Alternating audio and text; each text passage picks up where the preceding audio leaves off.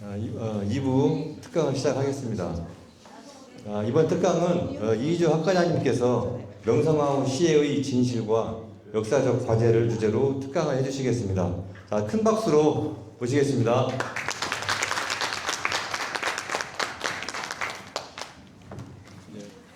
자, 오늘 이 강연을 제가 하겠다고 하는 것은 이게 여러분뿐만 아니라 이제 우리 대한민국 국민이 좀 이걸 한번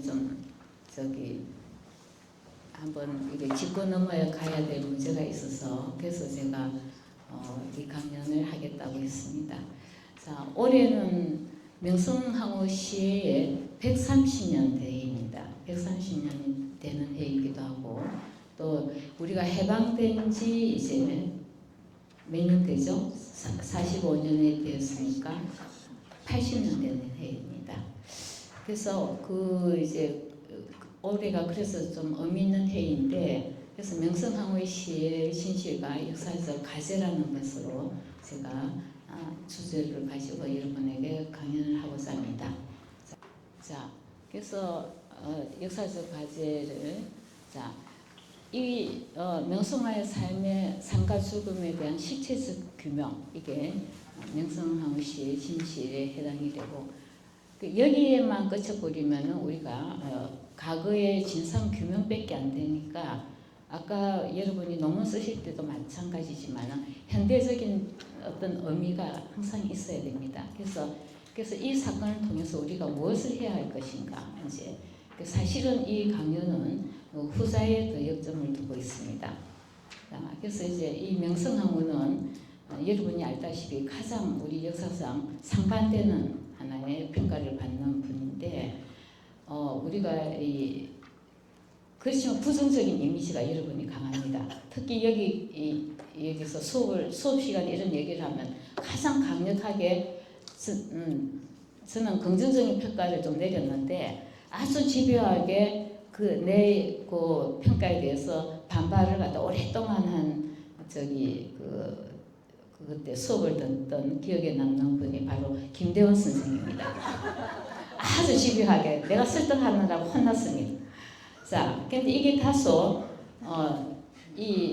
그러니까 대체적으로 김대원 선생뿐만 아니라 우리가 대체적으로 부정적인 이미지가 강한데 이것이 다소 긍정적으로 이미지로 변한 것이 바로 드라마, 뮤지컬을 통해서 대중매체를 통해서 이게 그런 영향을 다소 긍정적으로 이제 약간 변화가 됐습니다.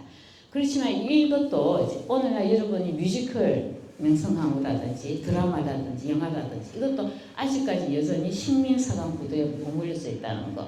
자, 이렇게 보면은 이게 2000년 초에 여러분 다 아시죠? KBS 드라마 여기 보시면 어떻습니까? 대원군하고 명성황후만 나있죠. 고종이 없습니다. 네, 고종이 빠져있죠. 또 그 다음에 뮤지컬에서 나오는 홍계훈 이게 명성황후의 불륜의 사랑을 의미하는 이런 주제로 이제 요새는 약간 다르게 각색이 되지만 여전히 이것이 중요한 축을 이루고 있습니다. 자, 이렇듯 하나의 아직까지 우리가 식민사관의 구도 틀에서 벗어나지 못하고 있다는 거죠. 근데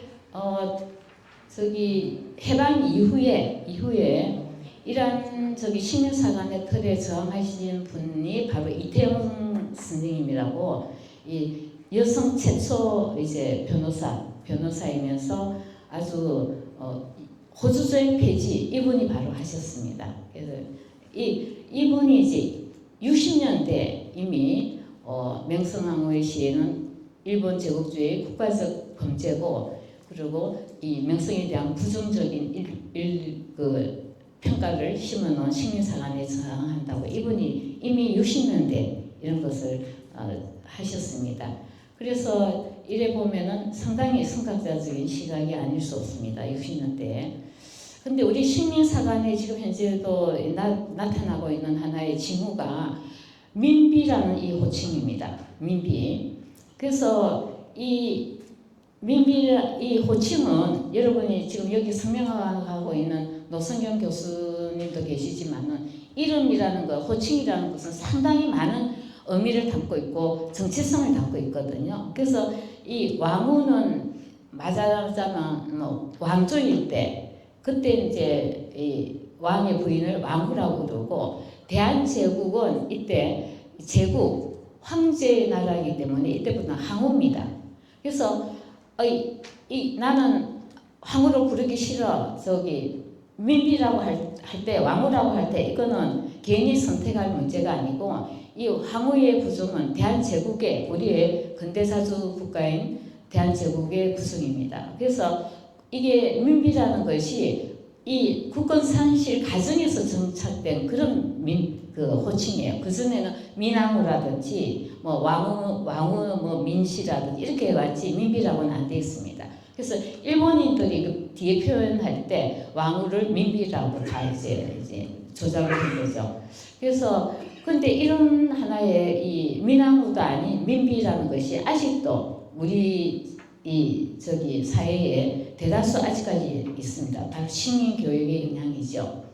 자, 그런데 이런 것이 아직도 재생산되고 있는 것이 오늘날에도 재생산되고 있습니다. 아까 드라마나 뮤지컬에서 나는 조선의 국모라는 것이 사실은 그런 말이 없어요. 그렇지만 이게 작가의 상상력이었거든요. 이 부분에 대해서 유시민 작가 상당히 한국 사회에 영향력을 많이 미치고 있죠. 이 사람이 조선의 국모라는 것이 있습니까 하는 그 유튜브 유사 채널에서 그런 거 없어요. 그냥 쫓기다가 칼에 맞아 죽은 거예요. 항으로 인정할 수 없어요. 민비로도 충분해요. 이제 문제는 이것을 박은시 선생의 한국 통사를 들어서 언급하고 있다는 겁니다. 그래서 박은시 선생은 항우에 대해서 민비를 아주 좋아하지 않았던 것 같아요. 이런 아주 딱 간단하게 딱 한마디로 이 시에 대해서 표현하고 있어요. 이런 표현을 하고 있습니다. 아주 위험한 거죠. 자, 이제 요것이 이제 네, 남편을 들쑤셔가지고 결국 친정체제를 수립하게 만들었죠. 그 민심에 자기 친정 오빠들 사촌들을 다 불러들여갖고 어마어마한 국정농단을 한 사람이고요. 그렇죠. 비참하게 최후를 맞았다는 것 빼고는 무엇 하나 좋게 얘기할 수 있는 게 없는 그렇죠. 그런 인생을 살았어요. 박가지 선생이 그걸 기록한 걸 보면 아주 짧게밖에 안 써놨어요. 아주 짧고 간소하게 뭐 일본인들이 와서 왕후를 칼로 쳐주겠다. 그게 딱 한 장만 나와요. 근데 박은식 선생이 사실들을 서술한 분위기, 방식 이걸 보면 되게 재밌다. 박은식 선생하고 인터뷰를 하는 것 같아요. 선생님 왜 이렇게 쓰셨어요? 나 민비 싫어. 이렇게 대답하실 것 같아요. 자, 그만하세요. 이제 인정 못해요. 민비라도 충분해. 이 부분 나오는 겁니다. 자, 그 다음에 하세요. 자, 이 부분인데 그 다음에 박은식 선생님 통사 바로 이 부분입니다. 그래서 딱 한 부분도 아니에요. 이제 한 세 군데가 나오는데. 자, 여기서 우리의 명성 왕후입니다. 왕후라고 했죠. 그리고 한국 국모라고 표현되어 있어요. 여기에서는 어디에도 명성 왕후에 대해서 민왕후에 대해서 부정적인 것을 읽어낼 수 없습니다. 그렇죠? 내고 더욱이 요 박은식 시대에 그때 우리가 독립운동을 했던 히로부미 죽인 사람 누구죠? 안중근 의사의 그때 재판을 받을 때 왜 살해를 했냐 해서 첫 번째가 우리의 왕후를 죽인 것이 내가 히로부미에 죽인 첫 번째 요인이 되었습니다. 그때 우리는 이 명성왕후에 대해서 그렇게 부정적이지 않았어요. 자, 그래서 가면은 자, 이 부분이에요. 아까는 칼로 쳐서 죽였다고 그랬죠. 여기서는 1인이 와서 왕후를 칼로 비어서 시자가 나와요. 시는 이게 시했다는 겁니다. 이거는 만약에 이 박은식 선생님이 부정을 했으면 이건 살로 해요. 죽이를 살로 돼야 되는 거거든요. 그래서 우리 동양의 이 문화는 춘추필법이라고 그래서 이것은 명분이 없을 때 살이고 이거는 그래서 시는 이거 정당성이 없는 겁니다. 일본이 죽인 것. 자, 이런 표현이기 때문에 저렇게 해서 이처럼 아직까지도 명성황후 평가에 대해서 특히 지식인성이 영향력이 있는 사람이 이렇게 외국화해서 부정적인 이미지가 재생산된다는 사실이 아주 안타깝습니다. 그렇게 되죠. 그래서 저는 이 강연의 주제를 명성황후를 누가 죽였는가, 왜 죽였는가, 우리는 무엇을 해야 될 것인가, 이 세 가지로 해서 이 세 가지 답변은 명성황후 시에만 국한된 것이 아니라 역사 전개 과정에서 우리가 역사적으로 무엇을 해야 될 것인가를 규정해 준다는데 의미가 크다고 이제 보겠습니다. 자, 첫 번째 누가 죽였는가는 이거는 이미 이제 일본 군대 자료가 이제 비밀할 때 30년, 50년 이렇게 있지 않습니까? 그것이 오픈되면서 제일교포 이 김문자 선생이 10년간 군대 자료를 분석해서 이 사실을 밝혀냈습니다. 자, 그래서 이 죽음은 메이지 천황을 중심으로 하는 그 직번의 대본역 육군 수뇌부들이 중심이 돼서 당시 미우라고로가 육군 순장 미우라고로가 조선의 공사로 부임했고, 그리고 군 수뇌부의 명령에 따라서 명성황후가 시해되었다는 것을 이거 자료 군대 자료를 해서 이거 분석이 됐습니다. 자, 이제 우치다 형사 그 당시 조선의 우치다 형사가 늘 이게 본국에다가 보고하는데, 자, 보고하는 기밀 제51호에 첨부된 이 명성황후의 시해 과정을 이렇게 낱낱이 이렇게 그림으로 그려서 어디에서 해서 그 시체가 어떻게 가서 했다는 것을 본국에 보고하고 있습니다. 이거가 일본의 사무라이에, 여러분이 혹시 일본에 여행 가시면 도쿄에 47인의 사무라이라고 해서 그 여러분이 꼭 보셔야 되는데, 일본인들이 아직까지 그 부분을 지금 이제 국가에 대한 충성으로 아직까지 이걸 갖다가 이제 국민적인 이제 교육으로, 사회적인 교육을 하고 있는데, 이 사무라이들이 주군을 위해서 복수를 할 때 이 말하자면 그 복수하는 다른 영주죠. 한 2년 몇 개월 걸리면서 그 집안에 그 주군이 있는 데를 아주 치밀하게 어떻게 들어가서 어떻게 해서 몇 시에 이 습격을 해야 된다는, 그게 일본 사무라이들의 문화에서 아주 자연스러운 겁니다. 그 식으로 그대로 우리 명성황후의 그 시해 과정이 그것을 그대로 답습하듯이 이렇게 해서 전개가 되었던 겁니다. 이게 이제 군대사에서 나타난 부분이죠. 자, 그리고 근데 이 사건이 그 당시 일본이 숨기려고 새벽 4시에 이제 이걸 갖다가 끝내려고 했는데, 여기 제일 방해를 놓은 사람이 누구냐면 대원군입니다. 대원군이 절대 거기에 응하지 않아갖고 대원군을 갖다가 경복궁으로 이렇게 해서 강제적으로 들어가는데 시간이 지체됐어요. 그래서 6시 무렵이 돼갖고 통이 터서 그때 남대문 시장이라든지 이 사람들한테 이게 발각이 돼버립니다. 외국인들한테. 그래서 세계 언론에 다 이게 이제 보고가 되는 거예요. 그때 여론이 빗발쳐갖고 비난이 빗발쳐갖고, 그래서 일제가 이제 미우라 공사를 포함한 이제 전원 가담자들을 히로시마 거기에다 재판을 붙이는데 저는 무죄로 방면이 됩니다. 이제 미우라고르 조선 공사죠. 이제 방면돼서 나온 미우라고르에게 천황이 자기 시종을 보냅니다. 거기서 나오는 천황의 발언입니다. 할 때는 해야 한다. 요 발언입니다. 그래서 이것은 천황 스스로가 일본 정부 차원에서 행한 것임을 입증하는 부분이죠. 자, 이 천황의 발언은 이 미우라고로의 여기 책에 기록이 되어 있는데, 이게 1981년까지만 해도 이게 삭제되지 않았는데, 그 이후에 이거 출판할 때 이 부분이 삭제되어 있습니다. 일본은 이런 식으로 이제 은폐와 이게 조작 이런 것을 굉장히 아주 잘하는 그런 하나의 이제 형태입니다. 자, 그 다음에 왜 죽였는가? 왜 죽였겠습니까? 결국 한반도로 강탈하려고 하는 일제 국가 목표에 고종과 명성황후가 큰 걸림돌이 됐다는 거죠. 자, 이 걸림돌이라는 용어에 우리가 주목을 해야 되는데, 이거는 조금 더 이따가 얘기를 하겠습니다. 명성황후, 그래서 결국은 명성황후가 고종의 대리표적이 됐던 거예요. 결국은 고종을 시해하고 싶었던 거예요. 근데 그게 너무 리스크가 따르니까 명성황후가 대리 이제 표적이 됐다는 거죠. 일본의 한반도 강탈은 정안론에 이미 제가 수업 시간에 조금 언급했을 건데, 정안론은 일본이 갖고 있는 국가적 목표입니다. 한국을 이게 정벌하는 것이 이 정자가 아까 얘기한 것처럼 춘추필부에서 정당성을 띠는 거거든요. 일제가 우리가 한반도를 이거 점령하는 것은 이건 당연한 거다. 이게 이제 벌써 임진왜란 때 이것이 시행되고 그 다음에 두 번째가 이제 19세기 중반 이후에 우리가 한말의 요 부분입니다. 그래서 이 이제 그 당시 한반도는 일본뿐만 아니라 미국, 영국, 뭐 러시아 여러 나라의 이권이 지금 중첩되어 있기 때문에 일본 마음대로 할 수가 없어요. 그러니까 그들에게 대외적인 명분이 뭐냐면은 조선과 일본은 순방치안의 관계다. 입술이 없으면은 이가 시리듯이 조선이 망해버리면은 결국 일본이 위태롭다.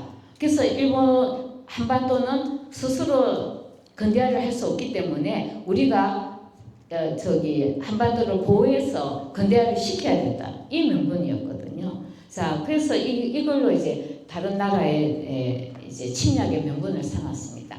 자, 그러면 이 당시에는 어떠냐면은 우리 조선도 1876년으로 73년에 이제 대원군 때의 세국 정치에서 이때 개방 정책으로 들어가죠. 그리고 여러분이 알다시피 일본과 청나라, 미국 등으로 젊은 엘리트를 보내면서 근대화에 적극적으로 이렇게 신문을 답습하도록 합니다.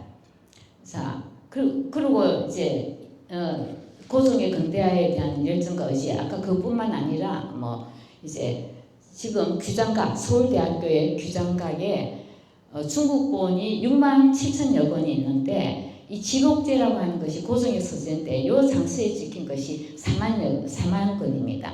이 중에서 상당 부분이 이게 친정체제 1873년 들어가기 전부터 중국으로부터 수입한 책인데 이게 대다수 서양의 문물을 한문으로 번역한 책입니다. 여기서도 고종의 근대화에 대한 의지가 강했던 것을 알 수 있습니다. 실록을 보면은 고종하고 대원군하고 안 맞는 게 이 국가 정책에서 안 맞았어요.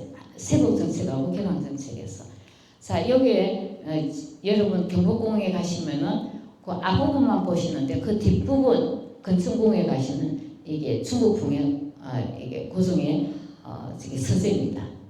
여기에 이제 장서들이 귀장각으로 갔던 거죠. 자, 요거는 이제 그 외국 이제 외교 역할을 하기 이전에 그 가문과 그러니까 서양을 수용하고 또 이전에 우리의 전통을 이제 수용한다는 이런 다양성의 공존이 벌써 고종의 의지에 들어가 있습니다. 자, 이게 항원정인데 그 위에까지 보면은 이게 1900년대 모습이고 이 현대 모습인데 여기에 놀랍게도 우리가 중국이라든 일본 궁중보다 2년 앞섭니다. 전기를 우리가 2년 앞에 했어요. 우리가 상당히 그래도 나름대로 근대화에 상당히 이제 노력을 했습니다. 이거는 이제 학계에서 지금 논문이 많이 이제 연구적으로 나오고 있습니다. 여기에 가장 큰 고종의 이런 그 열정과 하여튼 능력의 큰 내조자가 바로 명성황후였습니다. 근데 명성황후의 이 내조를 이렇게 보면은 편지글에서 보면은 놀라운 것이 고종의 허여 속에서 이루어진다는 거. 고종이 대단한 분이에요.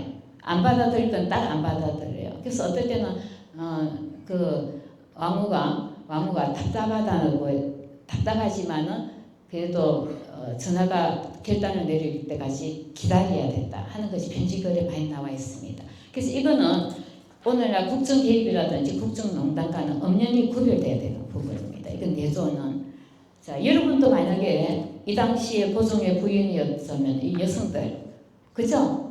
당연히 같이 해야 되잖아요. 위기가 있을 때. 자, 그래서 근데 이미 일제는 1867년에 그 홍콩에 있는 일본인이 이 중해신문이라는 데 정한론 한국을 정벌해야 된다는 것이 실렸어요. 이미 1867년에. 그러니까 명성과 왕후가 고종과 왕후는 이미 일제의 침략성을 알고서 일괄적으로 일본을 견제하는 정책을 썼습니다.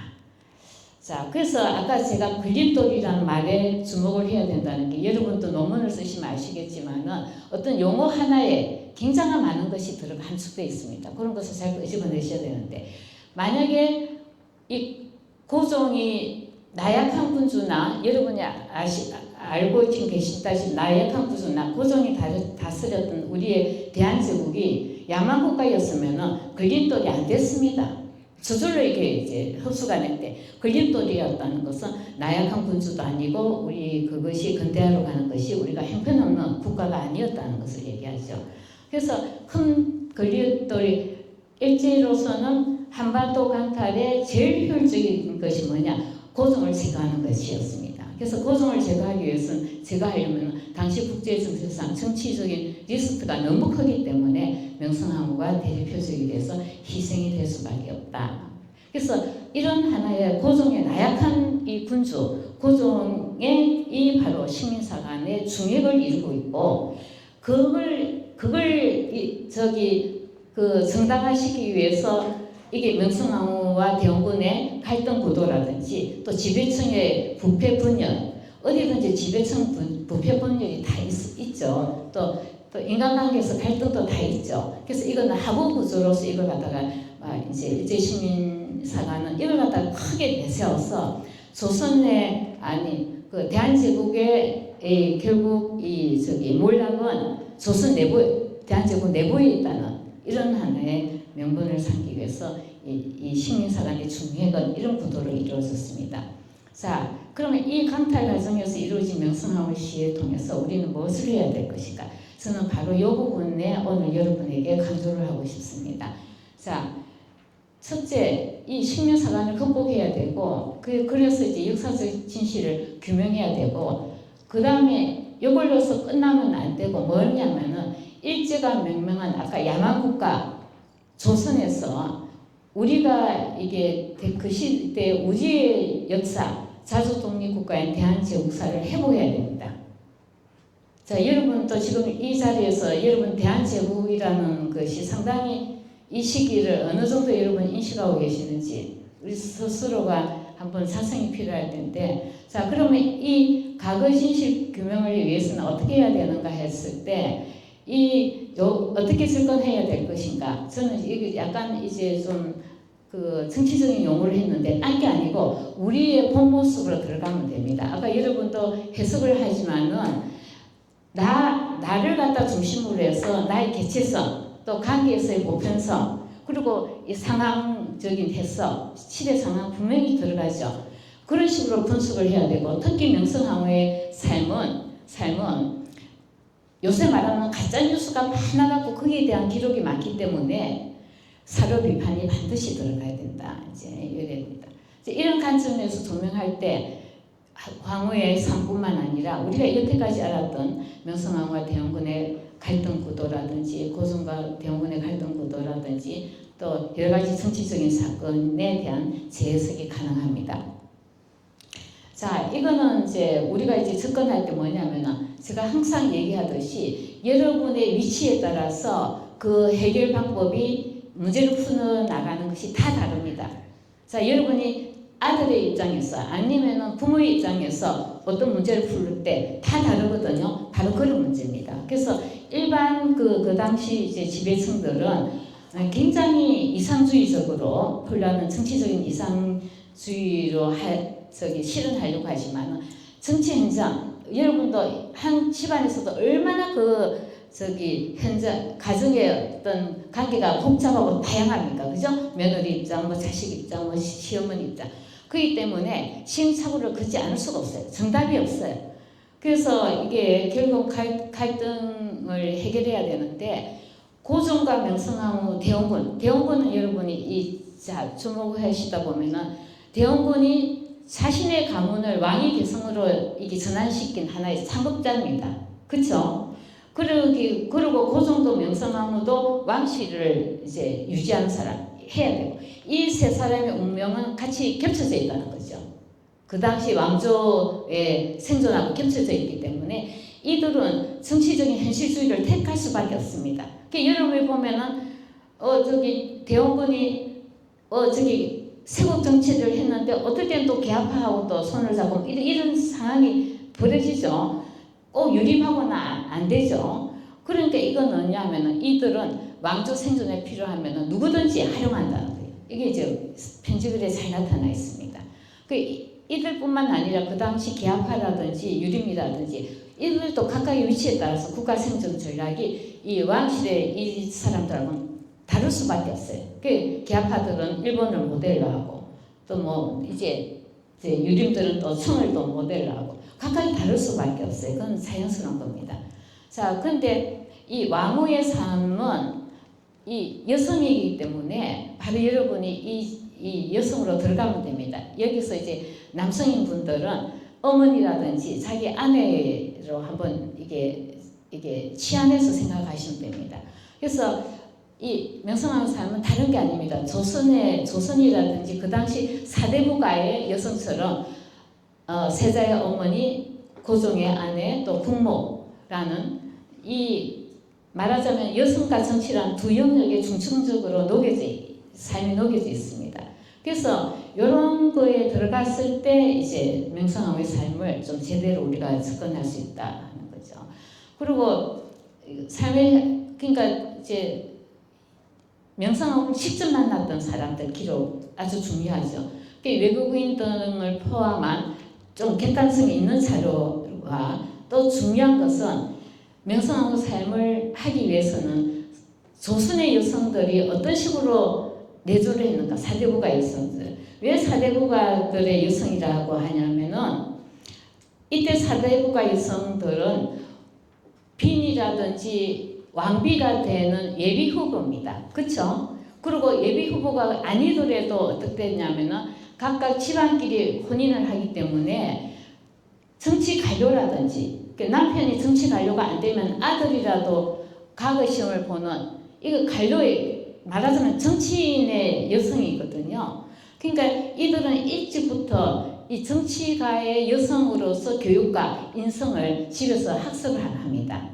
그래서 사대부가 선비들의 그 사대부가들이 가을을 보기 위해서 뭐 우리가 6.25 경전이라든지 뭐 역사전 있죠. 이 여성들이 다 이 교육을 받고 있습니다. 상당히 지적 수준이 높아요. 그래서 이들은 이미 이때 국가의식이라든지 국정 마인드가 자랄 때 이미 형성이 되어 있습니다. 이 교육을 통해서. 이것을 뭐냐면 이게 어디에 나오냐면은 옛날에 그 자기 부인을 갖다가 긍정적으로 표현을 하지 못해요. 유교 문화라서. 근데 언제 유일하게 표현할 수 있냐면은 부인이 일찍 타계에서 제사를 지낼 때 제문에만 유독 자기 부인에 대해서 긍정적인 마음을 표현할 수 있어요. 그 당시. 그래서 제문에 송시열이 그때 제문을 보더라도 송시열 이분이 자기 부인에 대해서 굉장히 당신이 그때 정치적으로 그때 어떻게 해서 내가 이 목숨을 구해서 당신이 아니었으면 나는 뭐 기양에 가고 이 세상에 없는 사람이 될 것이요. 뭐 이런 식으로. 그런 거 보면은 옛날 그 정치인들은 부인이 가장 좋은 정치적인 상담자였습니다. 그러니까 부인이 항상 정치적인 판단이라든지 이걸 갖다 해줘야 됐어요. 그런데 재미나는 것은 뭐냐면은 서로 혼맥으로 이어져 있기 때문에 이 명성황후마보다도 여미문인데 거기에 이제 송시열 선생님 송시열이 무슨 은진송시죠? 은진송시죠. 그러니까 서로 가문하고 연결이 돼 있어 갖고 이제 자기 신우가 이제 그쪽에 시집을 가거나 아니면은 또 뭐 자기 이제 친정이 또 무슨 일이 있다 하면은 서로 왕래하면서 정치적인 정보를 듣는 거예요. 그래서 오늘은 누가 왔다 갔는데 이런 얘기를 하더라고. 정치적인 상황을 얘기를 해줍니다. 이런 식으로 부인들의 역할이 상당히 컸습니다. 그리고 그래서 이제 이들은 일미됐고 그래서 또 이런 식으로 상황맥락적인 분석이 반드시 필요하대. 명성황후를 볼 때는. 그 다음에 이제 중요한 게 이런 여성들이었기 때문에 수lum청정이라면 왕이 어리거나 아니면은 후계자가 정해지지 않았을 때 수lum청정을 하죠. 사실은 국가 위기를 관리하는 게 유일한 여성이 정치를 할 수 있는 국가 시스템이 그 수lum청정인데 대표적으로 이렇게 보면 이 세 분 다 전부 다 자기의 친가보다는 왕조를 위한 이 선택을 해서 정수나무 이제 영조피인데 결국 이제 정조하고 사이가 안 좋았어요. 왜냐하면 사조세다 그 사건 때문에. 그래서 정조가 며느리를 갖다가 이렇게 옛날에 그 왕비를 갖다가 이렇게 선택하는 것은 정치 세력의 파트너이기 때문에 굉장히 중요했습니다. 그래서 그때 안동 경주 김문이 이제 정수나무로 이 집안이 그 당시 경주 김씨가 더 이제 득세했죠. 경주 김씨를 견제하기 위해서 정조가 안동 김씨를 갖다가 이제 며느리로 들였는데 이제 그 빈을 들일 때 3간택을 합니다. 3번 간택을 하는데 정조가 2번 간택하고 갑자기 이제 타결을 합니다. 한 번 남았죠. 그래서 경주 김문에서 그걸 갖다가 3번째 하지 말고 이거 안동 김문을 하지 말라고 그래요. 그런데 정수나무가 정조하고 사이가 안 좋음에도 불구하고 정조의 그 뜻을 받들어서 안동 김문의 며느리를 그대로 받아들입니다. 그리고 그래서 정수나무가 이게 수령청정이 끝나고 난 뒤에 경주 김문이 멸망해 버립니다. 이 정도로 그러고 순원나무도 마찬가지고 신정나무도 마찬가지입니다. 이 보면은 왕실 중심으로 이건 아주 자연스러운 겁니다. 저 같은 경우도 친정이 있고 나의 집이 있으면은 만약에 친정 동생이라든지 친정 언니라든지 이해관계가 내 집하고 이게 충돌이 날 때 내가 뭐를 택하겠어요? 나는 내 자식하고 내 집안을 택합니다. 당연하죠. 여러분도 그렇죠. 내 자식을 희생시키고 난 친정 오빠를 택한다. 아주 훌륭하신 분이에요. 나는 다 같은 구도입니다. 이게 아까 인간의 행위가 개체성과 보편성에 따라서 해라는 바로 그 의미거든요. 네. 자, 그래서 이제 그런 명성황후를 할 때는 이런 조선의 정치가 여인들이 어떤 식으로 정치적인 역할을 했는가 큰 구도 속에서 이 명성황후 삶을 짚어봐야 된다는 거죠. 그거고 또 한 개는 사로 아까 얘기한 것처럼 명성황후는 제도적인 지위가 없기 때문에 사료가 한정적입니다. 실력에도 조금밖에 안 나와요. 자, 그러니까 그런 데다가 더구나 명성황후 집안에서 내려온 바로도 사진 한 장에도 발견되면 그 집안은 망해버린다는 거죠. 이처럼 그 당시에는 일제는 명성황후의 흔적을 깡그리 다 흔적을 씌우려고 했습니다. 이게 사무라이 문화입니다.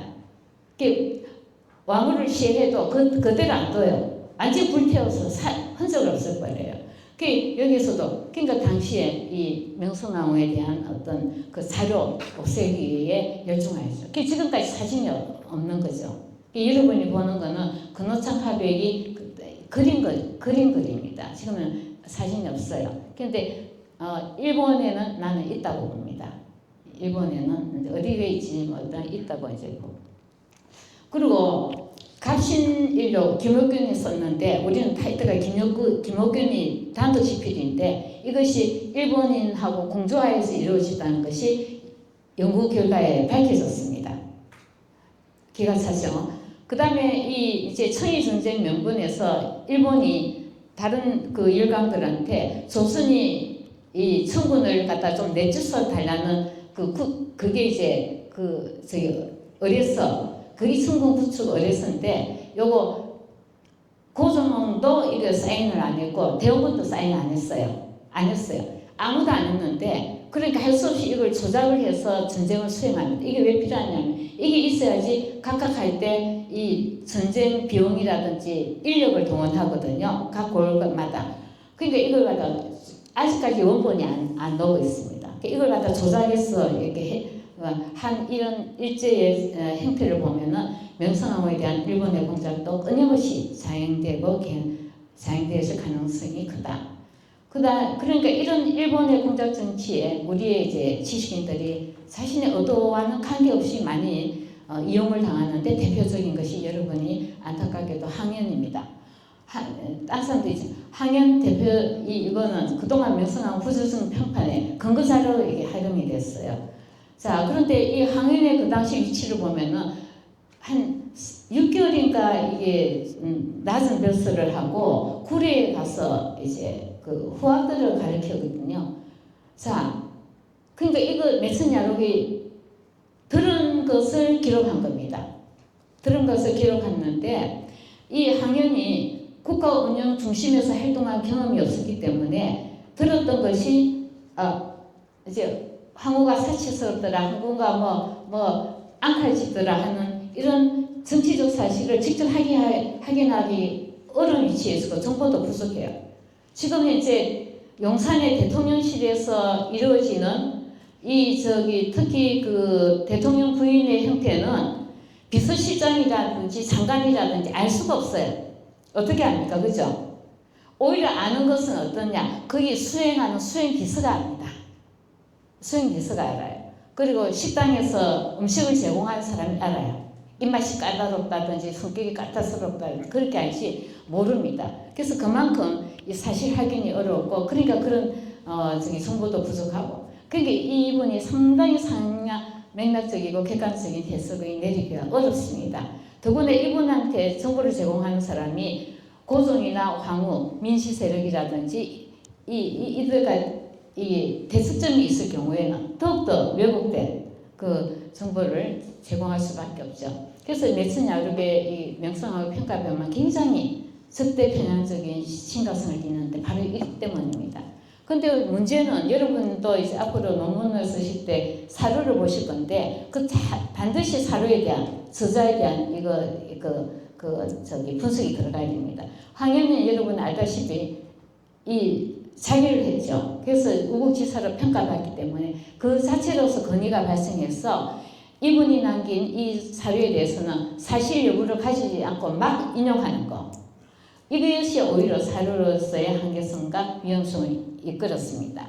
자, 그러니까 대표적인 것이 민치록이 1858년에 사망했는데 민성호가 이게 이제 지금 왕후의 이제 양오빠죠. 1861년에 양자로 들어갑니다. 그런데 어떻게 되나? 민치록이 양자를 갖다가 이렇게 들였다는 이런 식으로 돼 있어요. 그러니까 이 사료 분석에 여러분이 철저하게 들어가야 됩니다. 그래서 또 하나의 이제 명성황후의 부정적 평가에 큰 영향을 미친 게 정비석의 이 소설 민비입니다. 이건 요새 나온 거라서 명성황후 그전 민비로 나왔어요. 이 책은 어디에 근거했냐면 바로 옆에 기구치 겐조라는 이 사람이 쓴 조선 최근 외교사의 대웅군 전의 부록의 왕비의 일생이라는 요거를 근거로 해서 이렇게 썼는데, 자, 기구치 겐조는 이 책을 이토 히로부미의 명으로 이걸 썼습니다. 그래서 여기에 근거해서 정비석의 소설 민비가 나오는데 이것은 명성황후 이미지를 굉장히 강화시키고 재생산하는데 크게 영향을 끼쳐서 지금까지 아까 얘기한 우리 지금 현재 이 대중 매체의 기본 구도를 이루고 있어요. 나는 조선의 국무다 그 하나 갖고 해결되는 것이 아닙니다. 여전히 우리도 뮤지컬 보면은 나약한 고종의 모습이 그대로 담겨져 있어요. 자, 그래서 이런 것은 우리가 굉장히 이제 주의를 해야 되고 사료 분석에 들어가고 또 하나는 여태까지 우리 학계에서 긍정적으로 했던 일본의 학자가 바로 이 사람인데 실증 사학을 내세우면서 표현했기 때문에 상당 부분 우리가 한 60년대 70년대까지 아니면 최근까지도 이 사람 긍정적으로 평가했다가 이제 또 역시 일제의 관점에서 썼다 하고 요새 이제 비판이 많이 나오고 있는데, 자, 대표적인 거 보면은 요 가계도입니다. 자, 이거는 왼쪽은 이게 아까 타부아시 기요시의 저서의 근대 일선관계 연구에서 나오는, 자, 여기서도 일선이죠. 일본과 조선이라는 뜻이죠. 가계도가 나오는데 여기서도 저 옆에 거는 한용호 선생님이 쓰신 명성황후 대한제국을 일으키다 요 책에 나옵니다. 자, 똑같이 명성왕후인데 명성왕후인데 뭐가 다릅니까? 이 한용우 선생님은 거기다가 인용왕후라는 것을 빨갛게 밝혔었어요. 여기는 없습니다. 없습니다. 자, 이런 식으로 엄폐를 하고 있다는 거죠. 그러니까 명성황후 집안이 인용왕후라고 하면은 이 집안이 한미하고 아주 천한 집안이라고 안 하겠죠. 인용왕후라면 벌써 이제 이 집안이 어떻다는 거 알겠죠. 그리고 태종의 비 원경왕후도 이 집안 출신입니다. 자, 이렇게 되죠. 자, 이처럼 일제는 천황으로부터 시작해서 이렇게 우리의 한국사를 왜곡하고 은폐시키는데 다양하게 저변에 굉장히 확대돼서 이루어진다는 거. 자, 그 다음으로 해야 될 것은 바로 이 부분이 가장 중요한 부분인데, 바로 한반도 강탈에서 일제가 한 것은 한반도 강탈인데, 한반도 강탈의 구체적인 것은 뭐냐? 아까도 윤재 선생님이 이제 현대적인 해석을 적용을 할 때 내가 구체성을 좀 적으라고 그랬죠. 그래서 한반도 강탈은 구체적으로 뭐냐? 어떤 강탈이냐 할 때 대한제국의 강탈입니다. 근대 자주국가를 향한 내부개혁과 외교력을 펼쳤던 우리 짧지만 1897년에 명령해서 1910년 불과 10년 남짓하지만은 우리의 근대 사주국가 대한제국의 강탈이었거든요. 왕후의 삶은 오로지 고종에 대한 내조였고 우리 한반도의 생존이었다. 그래서 이런 삶이었기 때문에 당시 명성황후의 죽음은 어병운동과 항일운동의 기폭제가 됩니다. 이때 명성황후 죽음으로 해서 어병운동이 막 일어나고 항일운동이 일어나서 그래서 그때 힘을 실어줘서 대한제국의 성립이 깃털이 됩니다. 아까 보신 것처럼 한용우 선생님 명성황후 대한제국을 일으키다 이미 그렇게 나온 거죠.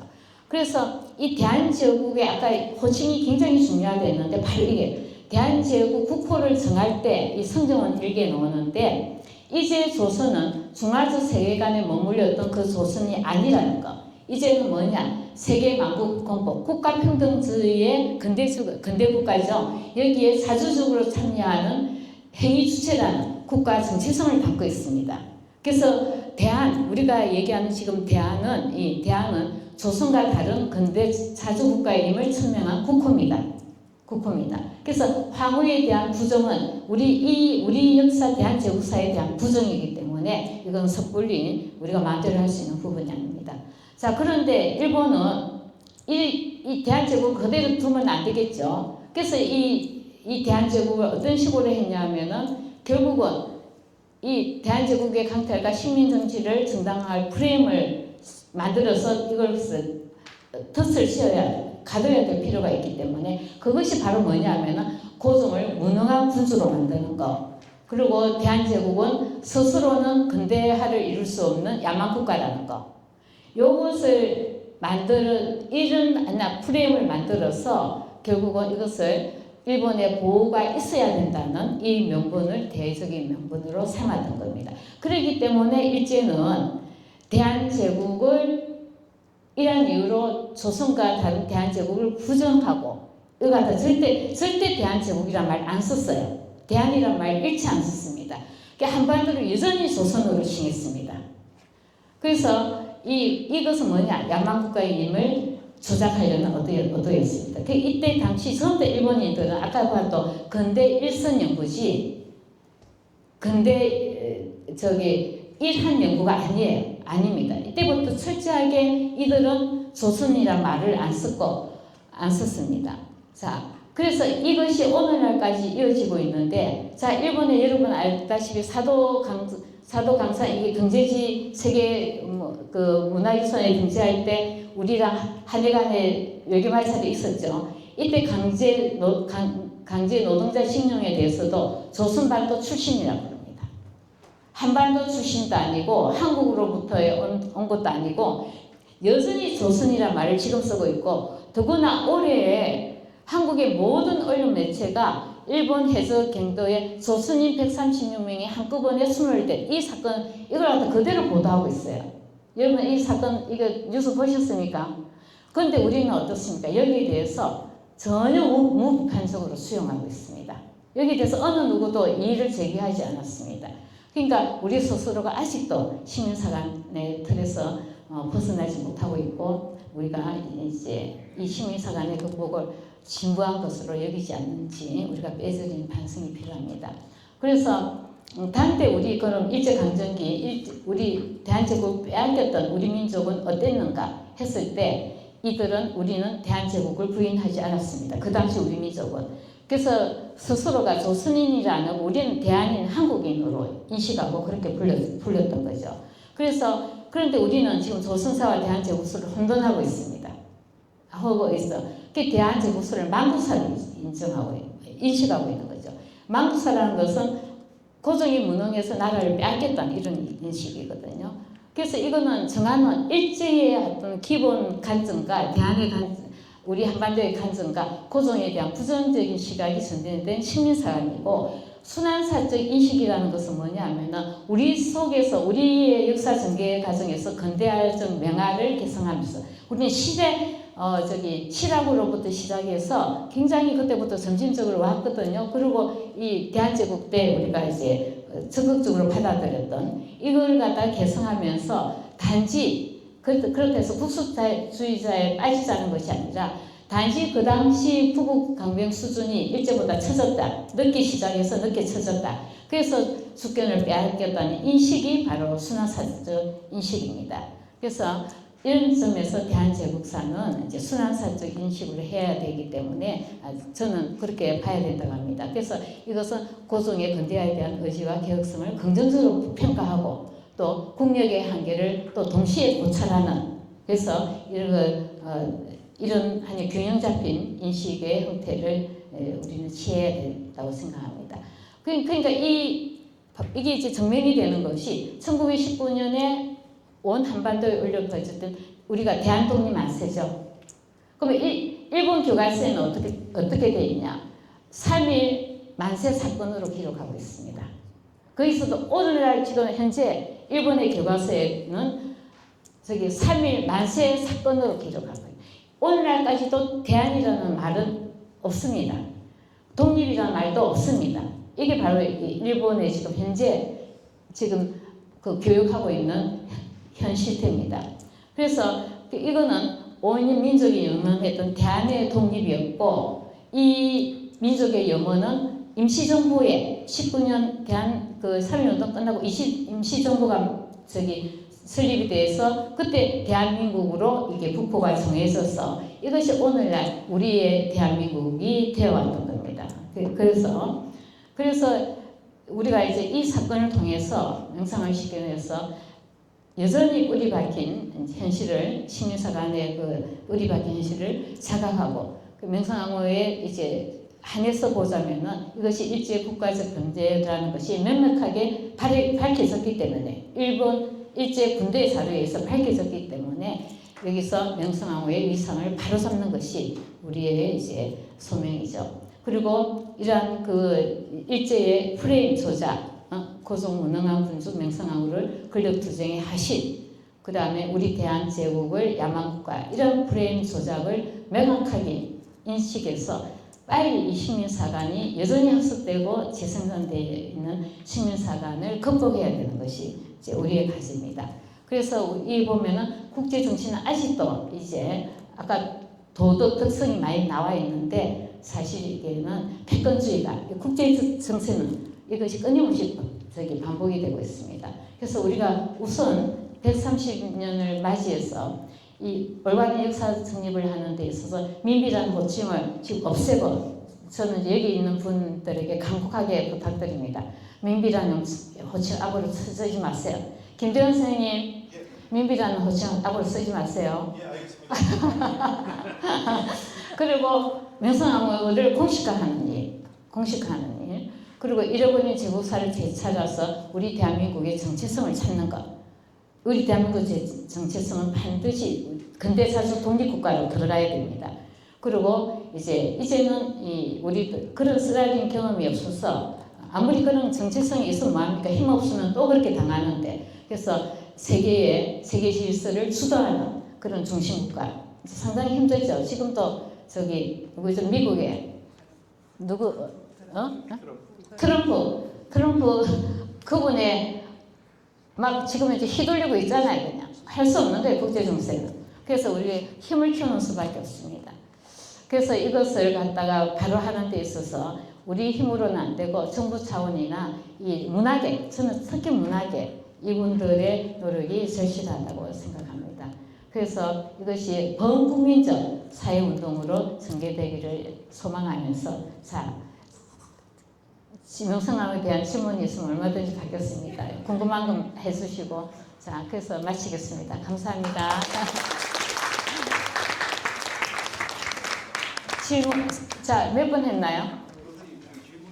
아, 네네. 지금, 김대현 선생님. 아니야, 괜찮아. 하세요. 자, 여기.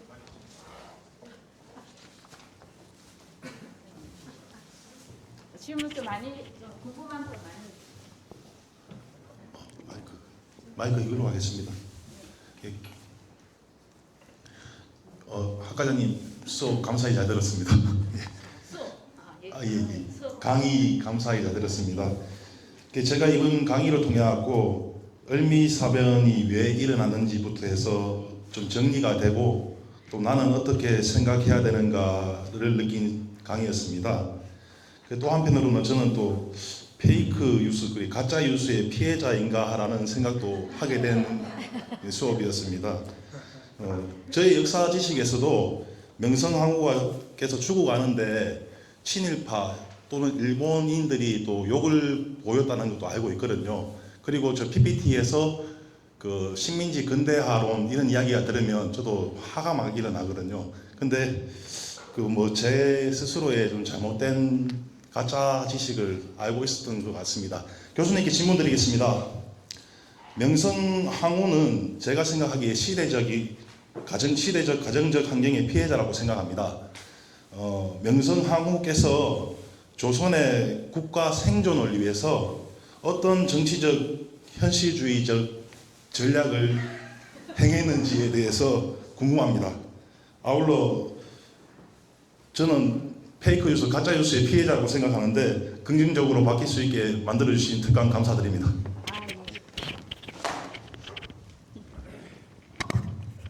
역시 아까 윤지혜 쌤처럼 아주 거대한 관론을 담고 나보고 대답하겠습니다. 명성황후가 실제적으로 어떤 국가적인 전략을 세웠는지 조선의 생존을 위해서 네. 당시 선택한 현실적인 정치 예. 어떤 거 있었느냐? 네네. 자기 친정 조카만 민씨 세력만 등용했다는 데가 아니고 편지글이 남아서 있습니다. 명성황후 편지글이 남아서 있어갖고 이제 주고받고 연락을 하는 데 있어서 그 인사 등록을 보면은 총 나고 있습니다. 안동김문, 풍양조시 무슨 천다만 그거 하고 있고 여기서 밝힐 것은 내가 이게 명성황후에 대해서 너무 이거 긍정적으로 써서 미화가 아닐까 하는데 그 책에 제가 쓴 평전이라든지 소설의 기본적인 출발은 뭐냐면은 명성황후가 그때 부정적인 시각에서 전 출발했습니다. 그래서 왜 이분이 어떤 근거로 이렇게 부정적인 평가가 이렇게 있을까 해서 사로로 들어가는데 아무것도 없어요. 그래서 전부 다 직접 대면한 게 아니라 전부 다 아까 카드라 하는 거기에서 나와서 이건 잘못됐구나 해서 그 사료를 하나하나 밝히면서 이건 아니다 하니까 좀 이게 너무 긍정으로 돼버리는데 제 평전에서도 딱 부정적인 거는 이거는 명성황후와 고종의 책임이다 하는 것이 진령군 부분입니다.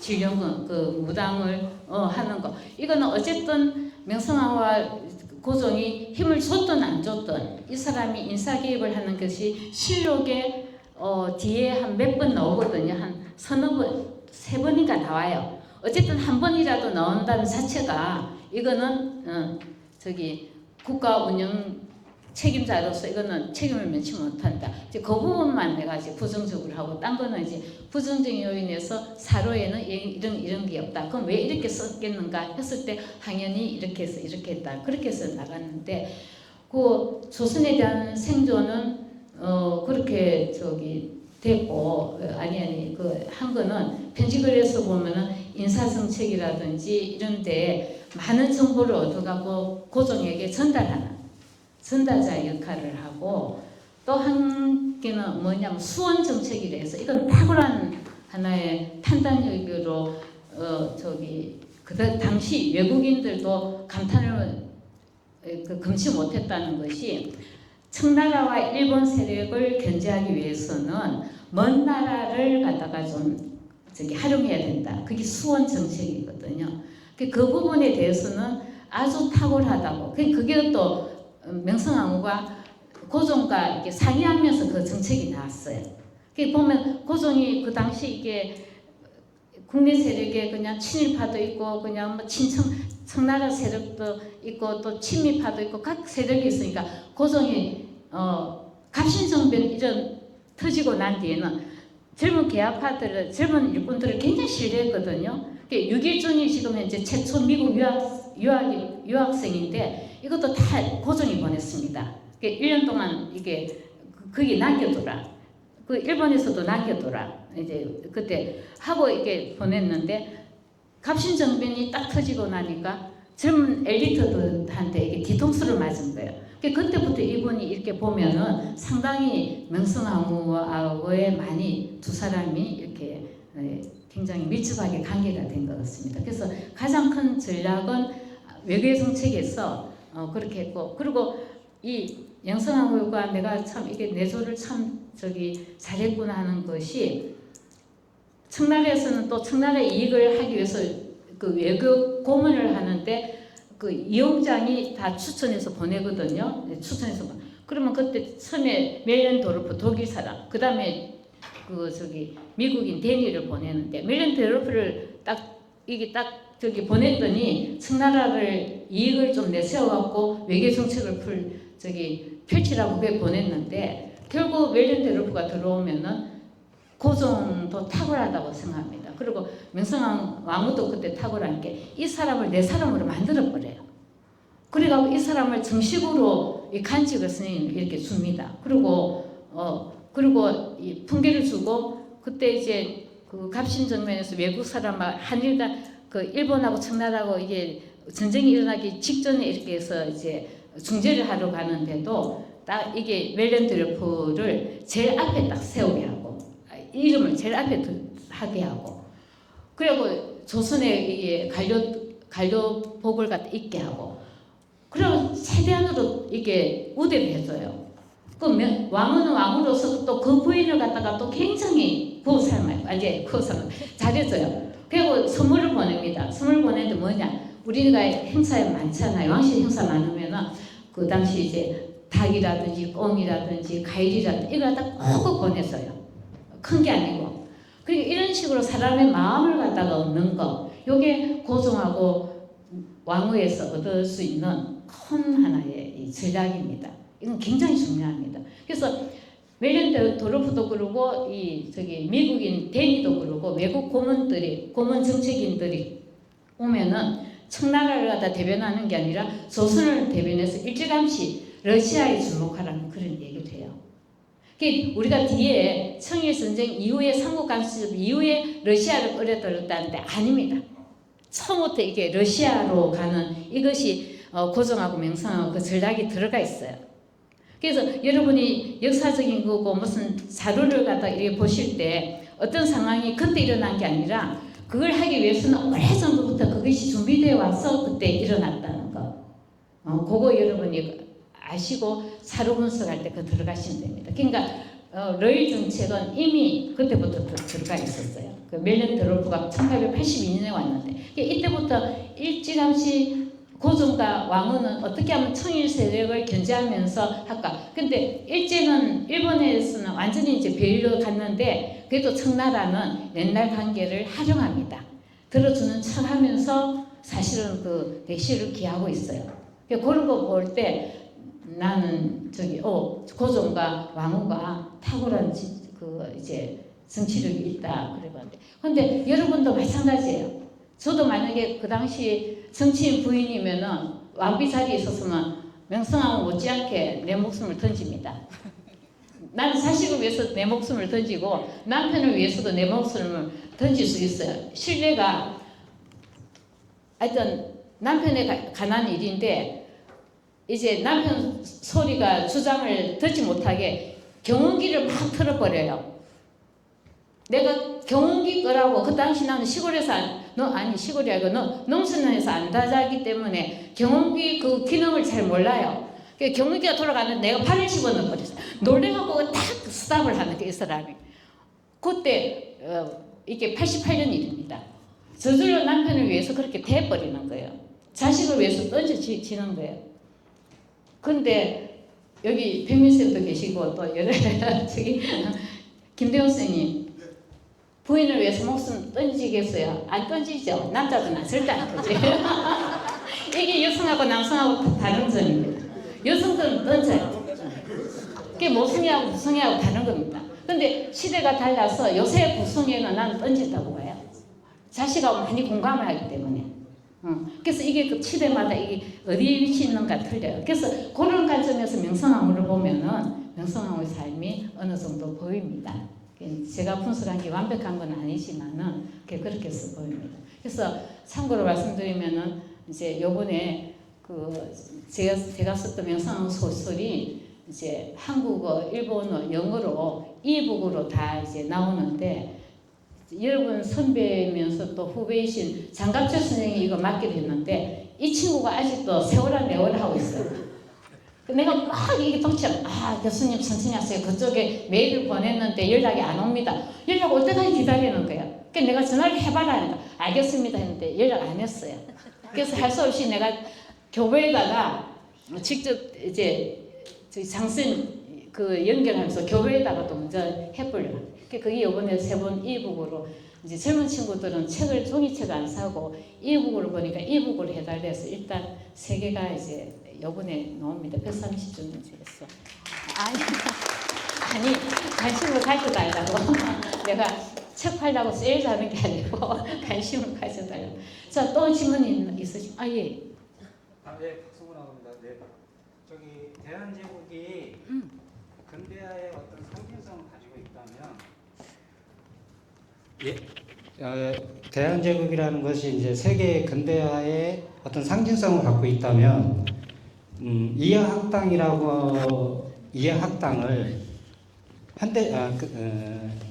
근대적 관점에서 어떻게 평가할 수 있는지.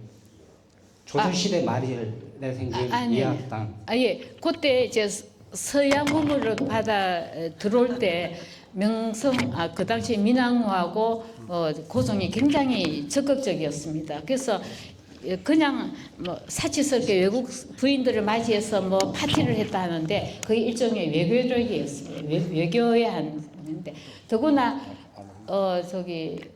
경복궁을 습격하고 난 뒤에는 완전히 생포가 돼 있었거든요. 감금이 돼 있는 상태로서 일제가 감시를 하고 또 이제 누구랑 내국인은 소통을 못 하게 돼 있었어요. 그럼 유일하게 이렇게 정보를 알 수 있는 게 외국인 접견입니다. 외국인 접견은 일제가 막을 수가 없으니까. 그래서 그때 이제 외국인 문물을 하여튼 굉장히 관심이 많았다는 거. 근데 이해학당은 그 전에 이제 우리가 1884년인가 그때 보빙사 보내고 그 다음에 6년 했죠. 그래서 미국에서 푸트공사가 오고 난 뒤에 바로 젊은 사람들을 보빙사에서 미국으로 보내고 바로 이제 근대 학교를 갖다 막 받아들이면서 막 합니다. 근데 이제 고종은 배제학당, 여러분 저 아시는 배제학당 아시죠? 그 서소문 어디 있나요? 서소문 뒤에 있나요? 그 배제학당 그거는 고종이 이제 현판을 내려주시고 이학당은 명성황후가 이제 왕후가 이름을 지어서 이제 직접 또 내립니다. 학명을 내렸습니다. 그래서 하는데 그럴 때 현대적인 관점에서는 어떻게 평가하냐면 어쨌든 그때 신문물을 받아들이는 거 조선이 급했으니까 그래서 기독교 학교 그러니까 그 당시 뭐 이하학당뿐만 아니라 연세대학교 그죠 연세학당도 그러고 그때 많이 이제 들어오죠. 그래서 현대적으로 평가하라면 어떻게 평가? 근대화가 그때부터 시작된 게 아니에요. 아니 그 전에부터도 됐어요. 끊임없이 됐어요. 그래갖고 항상 고종이 외국으로 특히 젊은 친구들을 많이 보냈거든요.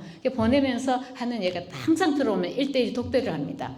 거기서 산업화는 뭐가 됐는가, 또 이제 산업화하고 군사력하고 그리고 교육 무엇을 갖다 거기서 얻을 수 있던가 항상 그래요. 예를 들면은 지금 현재 많이 우리가 근대 부분에 고칠 것이 많은데 농촌진흥청 있잖아요. 거기 여러분이 지금 위키백과라든지 딱 들어가면은 1910년대에 뭐라고 했는데 아니에요.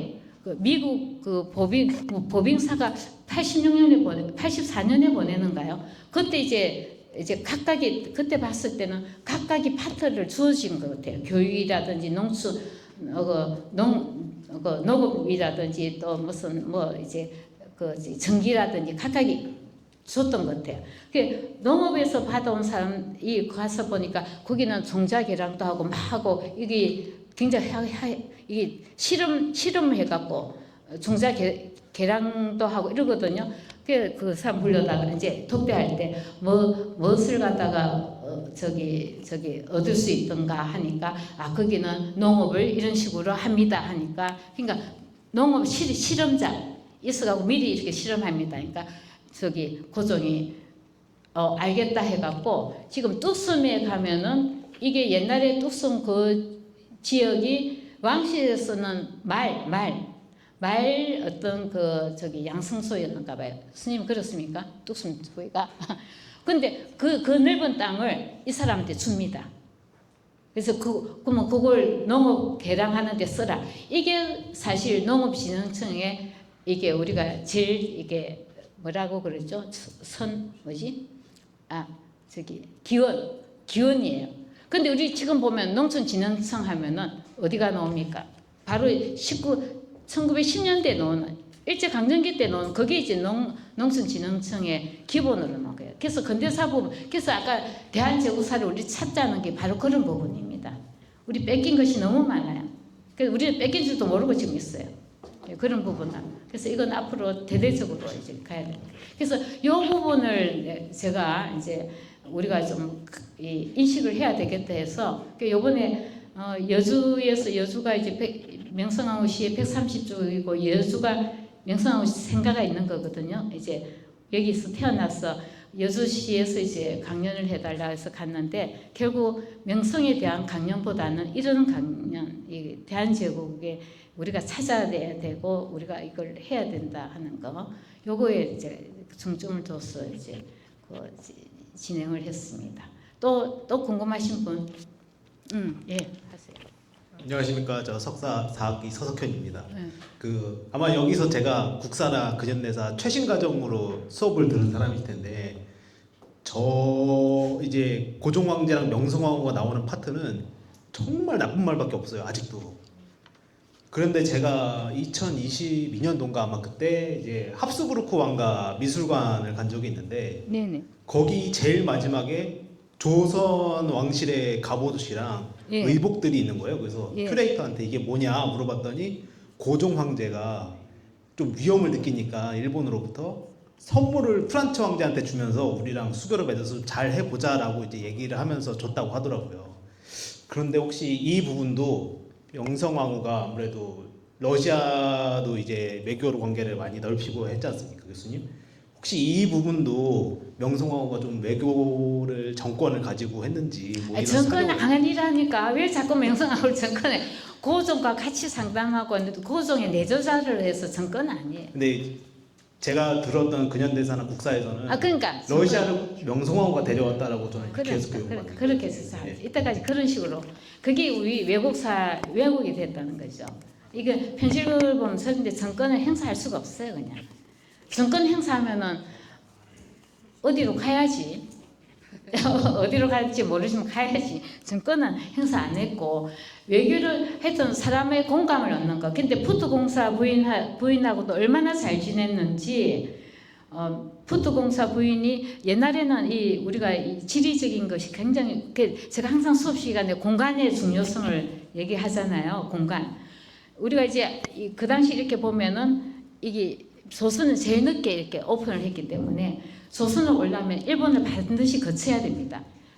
거쳐서 오고 거쳐서 나가는데 그러니까 그때 이제 거쳐서 올 때 모든 정보를 일본을 중심으로 듣고 있어요. 그게 미나무가 아주 똑똑하고 날카했지만 아주 권력이 강한 여성이고 뭐 그대로 돼 있어요.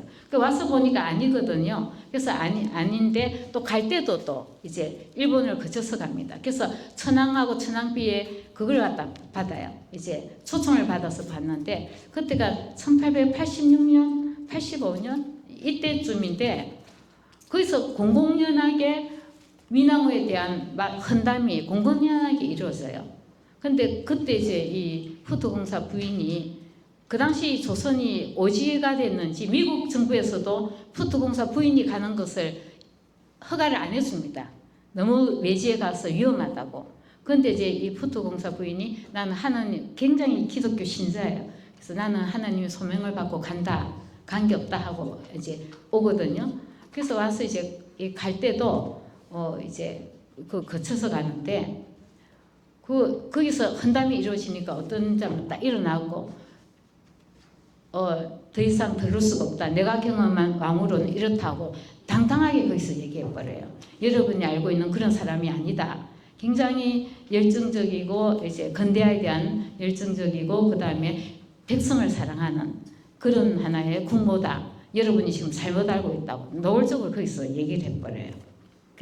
그런 게 지금 후토공사 부인이 친구가 후토공사가 부인이 있으라는 말이 지금 기록으로 남아서 있어요. 그게 그대로 있습니다. 그러니까 우리가 상당히 일제에 의해서 이렇게 왜곡되고 그랬다는 거. 그래서 지금도 그래서 그때 선물을 줄 때도 어떤 거 주냐면 본인이 타고 다니는 가마를 선물해줘요. 선물이. 그래서 어떤 축의금을 갖다 100만 원 줬다. 그거 거짓말이에요. 그때 축의금 주는 거 이제 팔찌. 똑같이 이제 주치의가 2명 있었는데 한 사람한테는 팔찌 선물하고 한 사람한테는 100만 원. 그 당시 100만 원이면은 이 조선의 총 재정 그 비용의 4분의 1에 해당됩니다. 그게 몇천야록에 그대로 있어요. 그러니까 한 사람한테는 팔찌도 주고. 있을 수가 없는 얘기죠. 그런 식으로 그 사료를 하나하나 해서 제가 이제 비교해서 그런 거는 이거는 맞지 않다. 이제 뭐 그렇게 돼요. 또 있습니까? 저는 명성황후에 대한 어디 하면은 질문이 제일 관심이 많아서 제일 많이 나옵니다. 근데 여러분 시간 옆에 사람은 지금 옆에 분 눈치 보느라고 지금 질문하고 싶어도 못하죠? 개인적으로 하시면 됩니다. 자, 감사합니다. 이거 마치겠습니다.